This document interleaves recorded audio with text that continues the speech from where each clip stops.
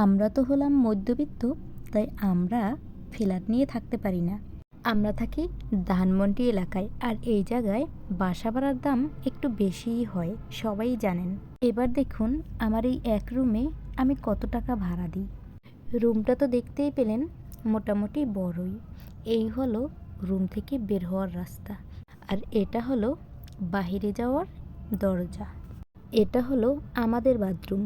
বলে দিছে যে আমরা একা ইউজ করব, কিন্তু এখন দেখি তারাও ইউজ করে, প্রতিদিনই তারা ইউজ করে, কিন্তু একদিনও ধুইবে না। তারপরে দেখুন রুম থেকে বের হওয়ার যে গল্লিটা, এখানে তাদের জুতোর রেক। তো জুতোগুলো রাখছে কোথায় দেখুন, রেকের উপরে জুতো আছে, রেকের ভিতরও তো আছে। এটা হচ্ছে আমাদের রুমের সামনে। এটা কি কখনো শোভা পায় বলুন তো? একদিন শুধু আমি এই কর্নারে একটু ময়লার ঝুড়িটা রেখেছিলাম, সেই জন্য আমাকে কথা শোনাইছে আমি এখানে কেন ময়লার ঝুড়ি রাখলাম।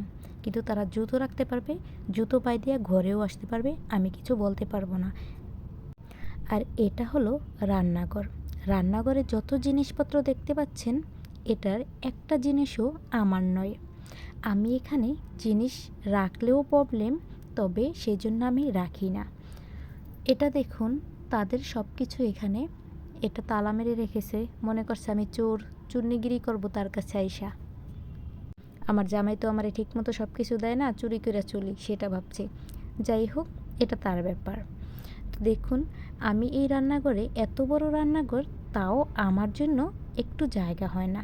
আমি একদিন ভাতের মার গালার একটা পাত্র রেখেছিলাম, সেটা আমার যে জায়গায় রেখেছি সে জায়গা থেকে সরিয়ে এমন জায়গায় রাখছে যেখানে ওটা শোভা পায় না।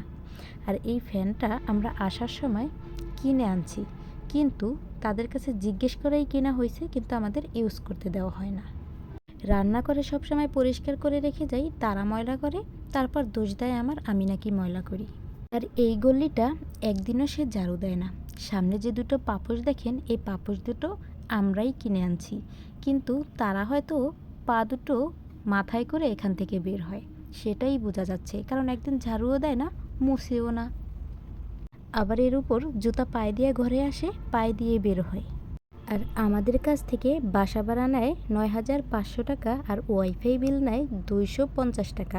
ওয়াইফাইয়ের পাসওয়ার্ডটা আমি চেয়েছি, কিন্তু আমাকে দেয় না, আমার ফোনে কানেক্ট করে দিছে। আমি বলছি আমি ল্যাপটপ ইউজ করি, আমার ল্যাপটপে ওয়াইফাই কানেক্ট করা দরকার, তারপরও আমাকে পাসওয়ার্ডটা দেয়নি। ওয়াইফাই সারাদিনই প্রবলেম করতে থাকে।